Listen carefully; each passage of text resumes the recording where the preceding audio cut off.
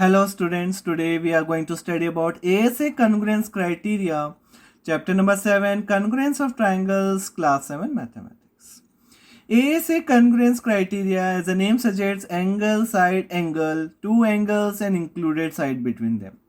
If under a correspondence, two angles and the included side of a triangle, so see, let us take two triangles.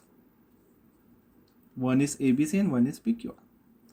Now, see these triangles. If under a correspondence, two angles, so two angles, angle B and angle C, it is 70, it is 50, of a triangle R equals to the two corresponding angles. So, two corresponding angles, angle B corresponds to angle Q, this is 70, this is also 70, and one angle is C, 50 degree, here also angle R is 50 degree, are equal to the two corresponding angles and the included side. And included side, this is 5.5, this is also QR 5.5. And includes another triangle are equal, then the triangles are congruent. Then triangle ABC is congruent to triangle PQR. So here in triangle ABC and triangle PQR, what is given to us? हमें क्या given है? We are given with angle B equals to angle Q, both are 70 degree. Secondly, BC equals to QR. BC QR के equal है.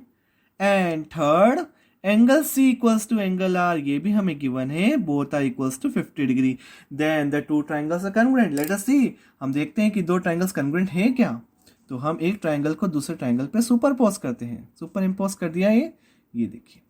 तो इस criteria में ये दो ट्राइंगल्स क्या हो गए? कॉन्ग्रुएंट हो गए. They are exact copies of each other. ये एक दूसरे की कॉपीज हैं क्योंकि इसमें क्राइटेरिया फुलफिल हो रहा है. एंगल बी एंगल क्यू के इक्वल है और 5.5 इंक्लूडेड साइड, इस दोनों एंगल्स के बीच की साइड इक्वल है और एंगल आर एंगल सी के इक्वल है. Then there is no need of cutting the triangles and proving it.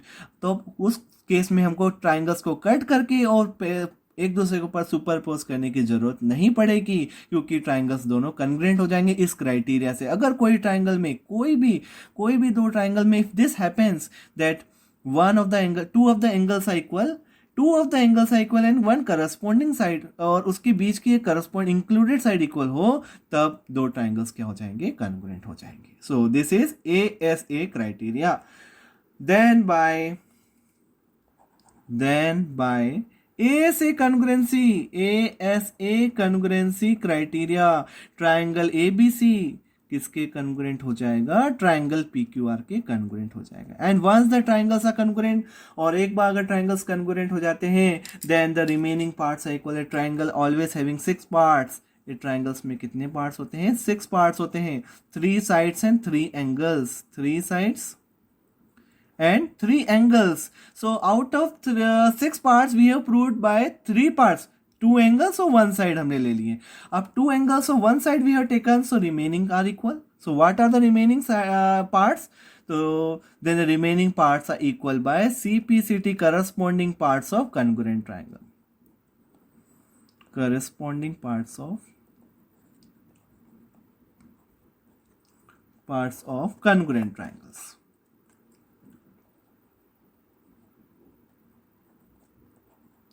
So what left with us, हमारे पास क्या बच गया है?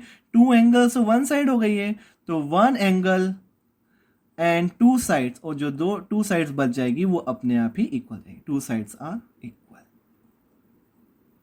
सो वी कैन चेक आल्सो, आप चेक भी कर सकते हैं. देखो हमने एक तो क्राइटेरिया किससे प्रूव किया है? एंगल साइड एंगल से. तो रिमेनिंग पार्ट्स इक्वल है, तभी तो सुपरपोज हुआ. देखिए रिमेनिंग पार्ट्स इक्वल हो गए. तो क्या क्या इक्वल हो गए हमारे पास? अब एंगल P किसके इक्वल हो गया? एंगल A के. PQ इक्वल हो जाएगा AB के, और PR इक्वल हो जाएगा AC के इक्वल हो जाएगा. So this are the remaining parts are equal. So this is ASA criteria, and now one corollary is associated with it. Let us study about the corollary of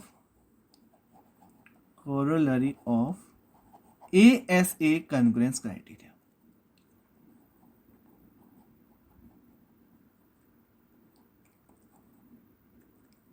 This is very important result. What is corollary? Something which we have derived from. अगर हमने ASA से कुछ और result निकाला तो उसे हम corollary बोलते हैं। Something which we are deriving from the thing which we already proved. जो हमने पहले से कोई चीज प्रूव कर रखी है, जैसे हमने ये प्रूव कर दिया कि एंगल साइड एंगल से दो ट्राइंगल्स कॉन्ग्रुएंट हैं, अब इसी से हम आगे वो रिजल्ट एक्सटेंड कर देते हैं तो उसे हम कोरोलरी बोलते हैं। तो अब हम कोरोलरी से बताएंगे। कोरोलरी ऑफ ASA जो होती है वो होती है AAS। ये कोरोलरी है जो इसी से डिराइव होती है ASA से। अब कैसे हुई? एंगल एंगल साइड से भी दो ट्राइंगल्स कॉन्ग्रुएंट हो सकते हैं। This happens only in this case ASA। SAS से नहीं हो सकता ऐसा, सिर्फ ASA में ही एक कोरोलरी लगती है। सिर्फ only one corollary is there out of 4 congruence criteria में सिर्फ एक ही कोरोलरी है, वो है एंगल एंगल साइड से। वो इसलिए होता है, सपोज ये ट्राइंगल है ABC और ये ट्राइंगल हमने माना PQR। So this two triangles are congruent. अभी दो ट्राइंगल्स कॉन्ग्रुएंट हो गए, किस कॉन्ग्रुएंसी से? ASA से। एंगल, और अब हम एंगल एंगल साइड लेते हैं, दो एंगल ले लेते हैं कोई से भी। ये दो एंगल्स हमने ले ली, angle AB equals to angle Q and angle C equals to angle R। But this time it is not given to us कि इसकी इंक्लूडेड साइड इक्वल है। हमको ये दे रखा था कि AB इक्वल है PQ के। तब ये दो ट्राइंगल्स कैसे कॉन्ग्रुएंट होंगे? अभी तो इंक्लूडेड साइड नहीं आ रही है। So if included side is not there then how can we prove that triangles are congruent? Triangle कैसे कॉन्ग्रुएंट बताएंगे? So we know that the sum of 3 angles, हम जानते हैं कि ट्राइंगल्स में 3 एंगल्स का सम 180 होता है। तो अगर ये दो एंगल्स इक्वल है तो थर्ड एंगल भी इक्वल होगा। सिंस एंगल B किसके इक्वल है? एंगल Q के। एंगल C इक्वल है एंगल R के।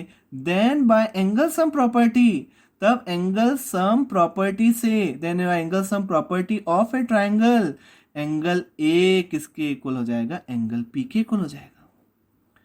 एंगल सम प्रॉपर्टी क्या बोलती है? ट्राइंगल में 3 एंगल्स का सम 180 होता है। तो अगर दो एंगल्स इक्वल है तो थर्ड वाला एंगल भी क्या होगा? इक्वल होगा। तो एंगल A एंगल P के इक्वल होगा। देखो एंगल A एंगल P के इक्वल हो गया। अब देखो ASA से वापस AS से हम ASA में पहुंच गए। देखिए एंगल साइड, ये एंगल साइड और ये एंगल प्रूव हो गया हमारा। ये वाला जो एंगल है ये हमारा प्रूव हो गया कोरोलरी से, क्योंकि एंगल सम प्रॉपर्टी में एंगल है एंगल P के इक्वल हो गया।